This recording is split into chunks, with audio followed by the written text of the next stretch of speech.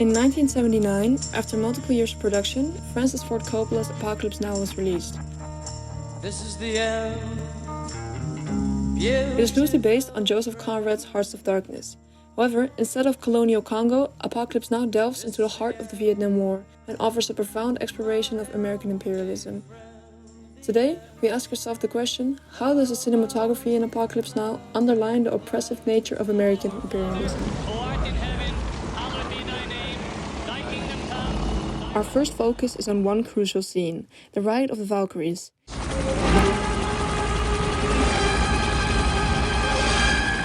With Wagner's powerful composition, the sequence becomes a visual symphony of war horrors.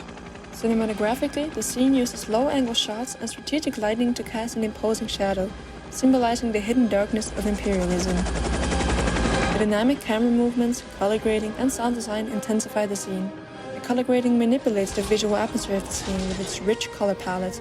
The lush greenery of the jungle contrasts with the fiery red explosion, creating an unsettling visual tension. In addition to that, the score serves as a haunting addition to the already tense segment, as it engages the viewer even deeper into the story and immerses them in the frightening reality of war. As spectators, we're not just observers, we're participants. Symbolic elements, like helicopters resembling a cavalry charge, link to broader societal themes, urging reflection on American imperialism's oppressive nature. The scene becomes a representation of the broader narrative, urging the audience to reflect on the oppressive nature of American imperialism. Through meticulous visual and auditory choices, Coppola crafts a visceral experience, leaving a lasting mark on our understanding of war, imperialism, and humanity.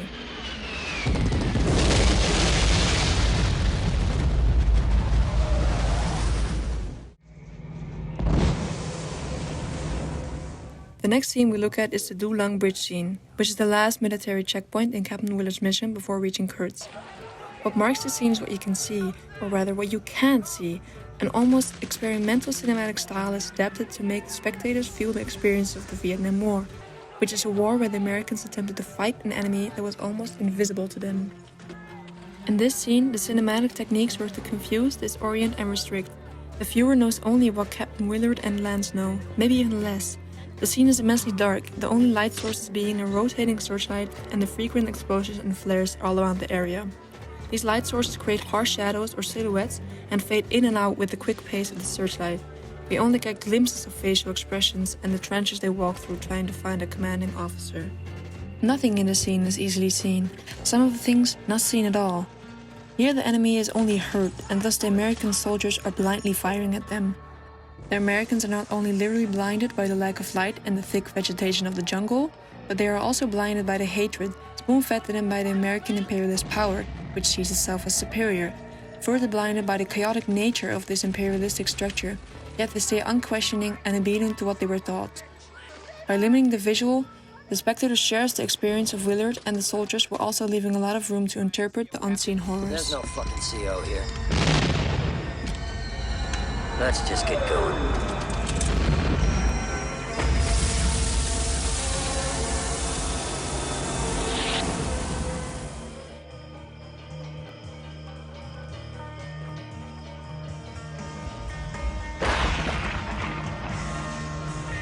The climax of the film escalates to the barbaric, viscerally agonizing assassination of Kurtz, the final mission as much for the military as for Captain Willard himself. The colonel is not just killed, but beaten and sliced into flesh and bones like an animal. His murder is paralleled to a sacrificial ritual, a sin-washing act, through repeated cross-cutting to the slaughter of a water buffalo by his celebrating Montagnards, whom he trained as a senseless military troop. The ferocity of the operation is dramatized by slow-motion editing that extends the visually haptic moment of bloodshed. Viewers are suspended in time to witness each slash and each strike that liberates the executioner from Kurtz's ideals of violence and indifference towards extreme methods for the end goal's sake. On the edge of insanity himself, also as a victim of this endless despair and madness-inducing war, Willard enacts the felony not in command and devotion for his nation or for the cause of further conquest and massacre, but to reject the empty promise of assault and brutality towards either side of the divide between us and the other. Crossfade transition from Willard contemplating his emotion after the butchery to the Montagnards dancing in festivity, highlighting the blood-soaked machete in the process, designates the protagonist's salvation through a final sacrifice, a lasting sin.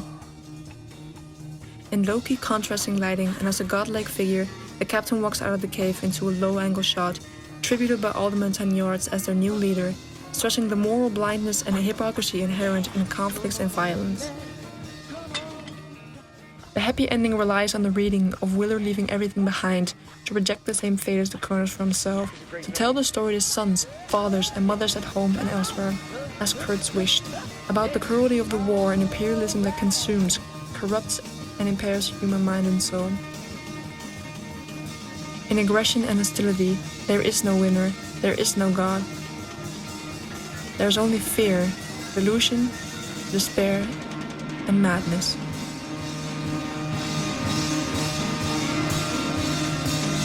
Yeah.